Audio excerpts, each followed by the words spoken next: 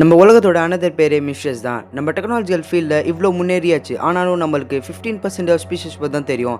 Balance 85% of species பற்றி நம்மளுக்கு இன்னமும் தெரியல. இந்த 15%லேயே பிக்கெஸ்ட் அண்ட் டேஞ்சரஸ் ஸ்பீஷஸ் தான் இன்க்ளூட் ஆகிடுது.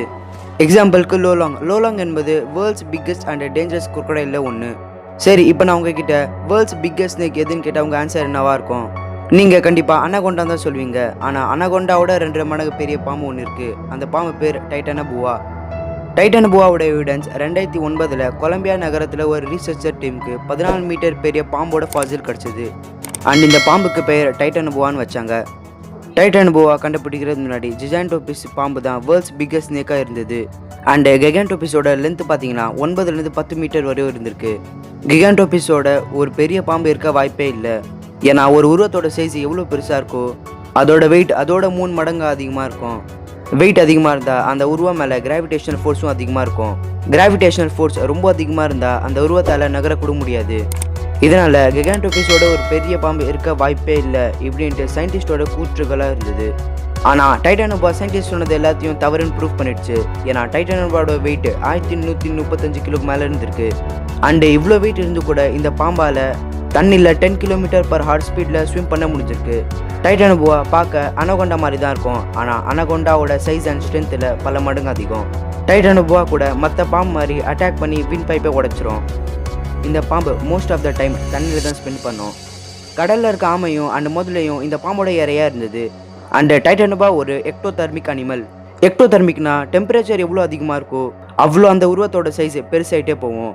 இப்போது அந்த சமயத்தில் டெம்பரேச்சர் ரொம்ப அதிகமாகவும் கிராவிடேஷனல் ஃபோர்ஸ் கம்மியாகவும் இருந்திருக்கும். இப்படி இல்லைனா டைட்டானோபோவால் சர்வே பண்ண முடிஞ்சிருக்காது. இப்போ ஒரு கேள்வி என்னதுன்னா, டைட்டானோபோவா தான் இருக்கிறதே பிக்கெஸ்ட் ஸ்னேக்கா? இதோட பெரிய பாம்பு கூட எக்ஸிஸ்ட் பண்ணியிருக்கலாம். ஆனால் இதுவரையும் கிடச்ச பாம்புகள்லேயே டைட்டானோபோவா தான் பிக்கெஸ்ட். டைட்டானோபோவா எப்படி அழிஞ்சுது இதை பற்றி சயின்டிஸ்ட் என்ன சொல்கிறாங்க பார்த்தீங்கன்னா, கொஞ்சம் கொஞ்சமாக டெம்பரேச்சர் லோ ஆகி கிராவிடேஷனல் ஃபோர்ஸ் இன்க்ரீஸ் ஆனதால் டைட்டானோபோவா ரொம்ப வீக் ஆகி இறந்து போக ஆரம்பிச்சிச்சு. சில நாட்கள் பிறகு டைட்டானோபாவோட இடமே அழிஞ்சு போச்சு. இப்போ போன 200 வருஷத்தில் பூமியோட டெம்பரேச்சர் ரொம்ப இன்க்ரீஸ் ஆகிருக்கு. அப்போது டைட்டானோபோவா அல்ல, டைட்டானோபோவா மாதிரியே ஒரு பெரிய பாம்பு வர வாய்ப்பு இருக்குது. ஏன்னா 12 அக்டோபர் 2011 10 மீட்டர் பெரிய பாம்பை ஃபாசிலாக இல்லை உயிரோட பார்த்தாங்க. இது மட்டும் இல்லை, போன 100 வருஷத்தில் டைட்டானோபோவாவோட பெரிய பாம்புகளை பார்த்துருக்கதா கூற்றுகள் வந்திருக்கு. 1959 ஒரு பெல்ஜியம் சோல்ஜர் தன்னோட ஹெலிகாப்டர்லேருந்து ஒரு பாம்போட ஃபோட்டோவை கிளிக் பண்ணார். இப்போ ஸ்க்ரீனில் தெரிகிற ஃபோட்டோ அந்த சோல்ஜர் கிளிக் பண்ண ஃபோட்டோ. ஹெலிகாப்டர்லேருந்து இந்த பாம்பு இவ்வளோ பெருசாக தெரியுது. அப்போது இது நேரில் எவ்வளோ பெருசாக இருந்திருக்கும்.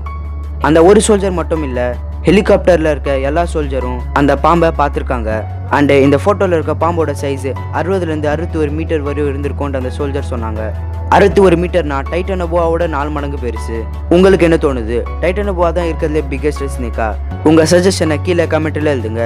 இந்த வீடியோ உங்களுக்கு பிடிச்சிருந்தா லைக் பண்ணுங்கள், ஷேர் பண்ணுங்கள். நீங்கள் இன்னும் இந்த சேனலை சப்ஸ்கிரைப் பண்ணலன்னா சப்ஸ்கிரைப் பண்ணி நோட்டிஃபிகேஷன் பெல் ஆன் பண்ணிக்கோங்க. ஏன்னா நான் இதே மாதிரி வீடியோஸ் வாரத்துக்கு கொண்டு வந்துட்டே இருப்பேன். எப்பயும் போல நன்றி அண்ட் தேங்க்ஸ் ஃபார் வாட்சிங்.